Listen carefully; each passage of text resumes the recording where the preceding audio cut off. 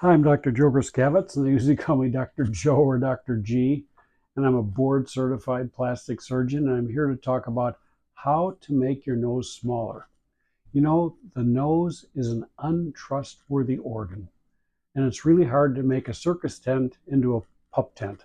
And I know that sounds kind of funny, but it's really true because the skin on the nose only contracts very little.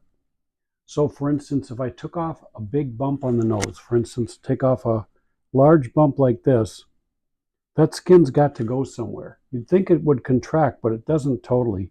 So you need to build up the tip to make the nose generally look a little smaller. Same thing here, large bump, and redistribute the skin from the bump into the tip and refine the tip. And that's the way we generally make the nose look smaller. So if you're interested in nose surgery, thanks for listening. Come on in and talk to us for a consult. Have a great day.